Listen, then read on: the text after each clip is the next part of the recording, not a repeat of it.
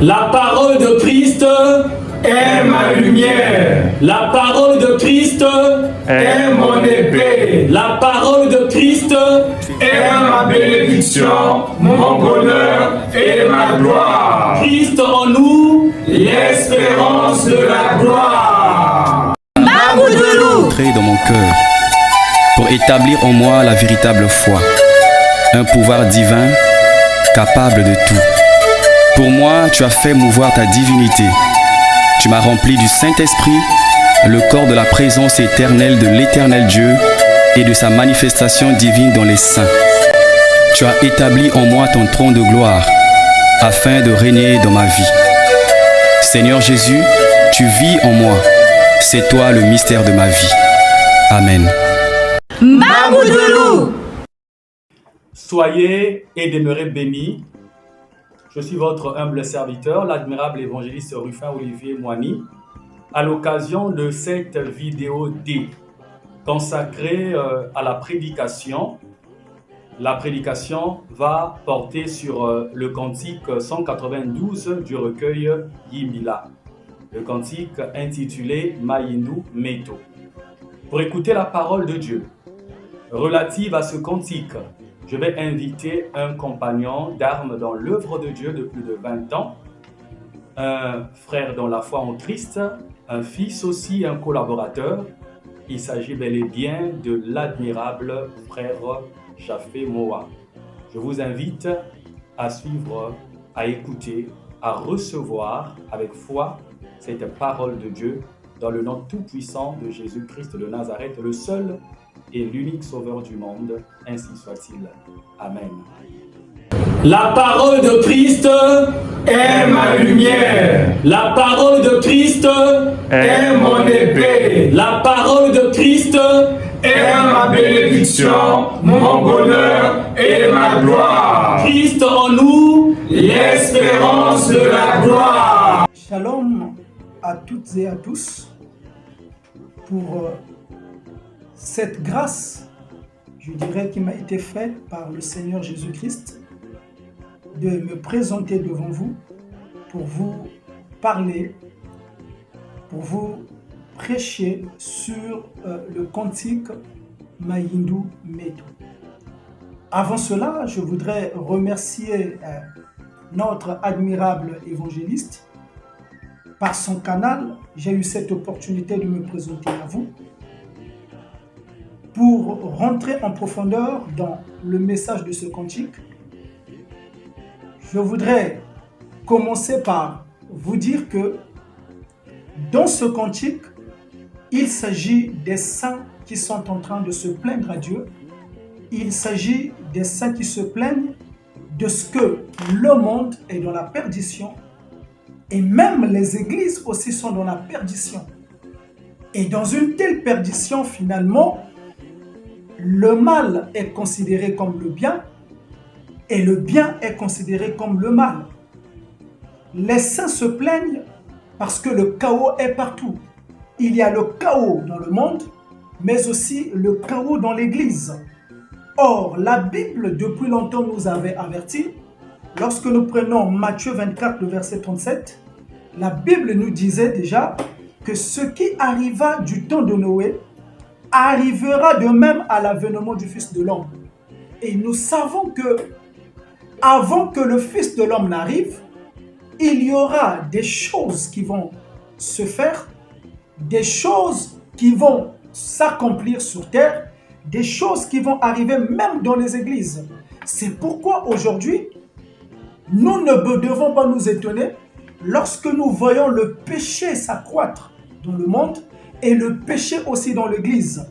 Et donc les saints sont en train de s'interroger, mais lorsque à la vue de ces choses, à la vue du péché, à la vue de la sodomie dans le monde, à la vue de tout ce qui se fait dans le monde, de l'animosité dans le monde et même dans des églises, Seigneur, lève-toi. Donc les saints sont en train de se plaindre parce qu'ils veulent que Dieu fasse quelque chose.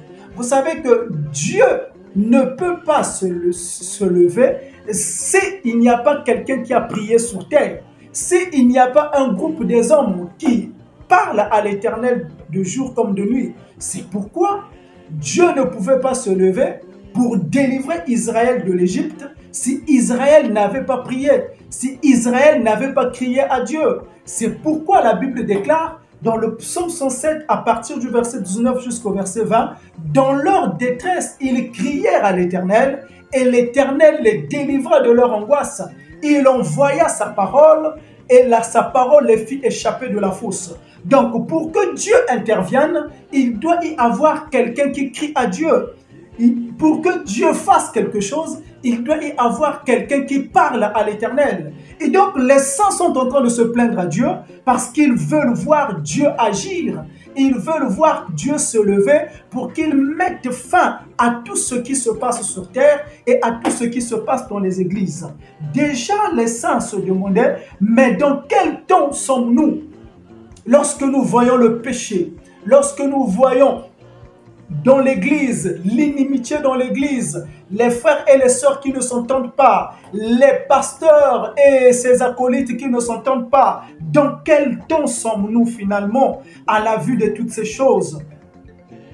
Dans quel temps sommes-nous? Or, nous savons déjà que dans 2 Timothée 3, à partir du verset 1 jusqu'au verset 8, la Bible déjà nous dit « Sache que dans les derniers jours, il y aura des temps difficiles. » Donc les saints sont conscients que ce qu'ils sont en train de vivre n'est pas normal. Ce qu'ils voient dans le monde n'est pas normal. Et cela exactement traduit des temps difficiles. C'est pourquoi dans les derniers jours, il y aura des temps difficiles, car les hommes seront égoïstes, amis de l'argent, fanfarons, hautains, blasphémateurs, rebelles à leurs parents, ingrats, irréligieux, insensibles, déloyaux, calomniateurs, intempérants, cruels, ennemis des gens de bien, traîtres, emportés, enflés d'orgueil, aimant le plaisir plus que Dieu, ayant l'apparence de la piété, mais réniant ceux qui ont fait la force.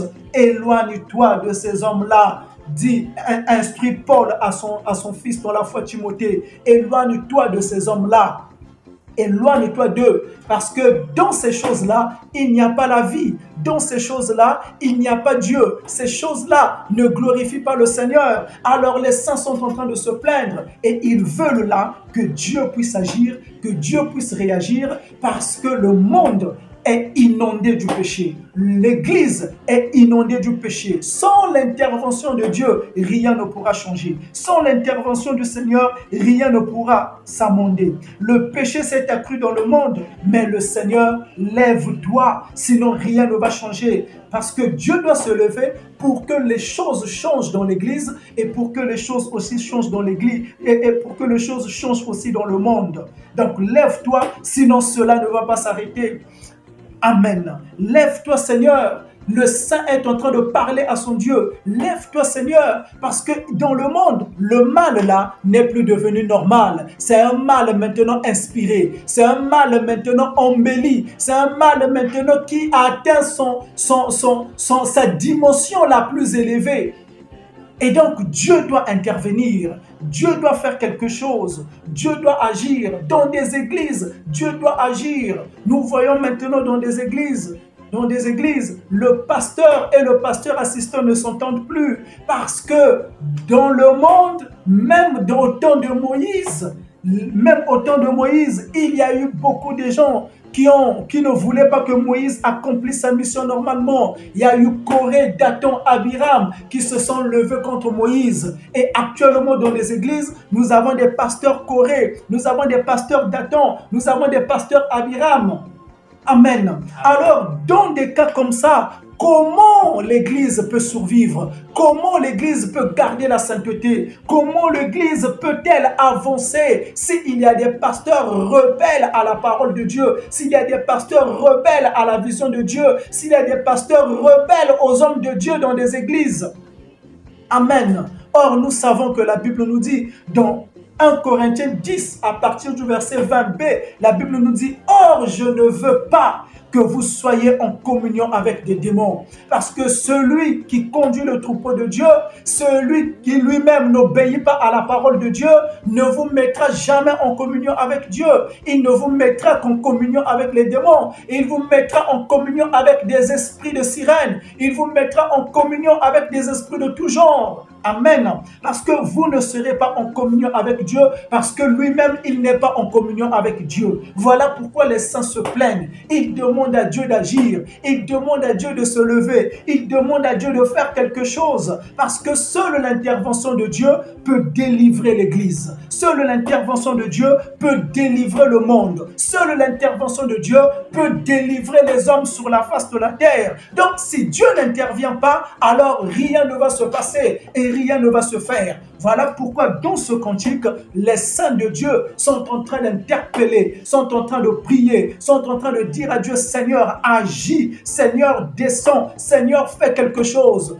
Lève-toi, Seigneur, pour regarder la situation de l'Église. Lève-toi, Seigneur, pour regarder la situation du monde. Lève-toi, Seigneur, pour regarder la situation des hommes sur la face de la terre.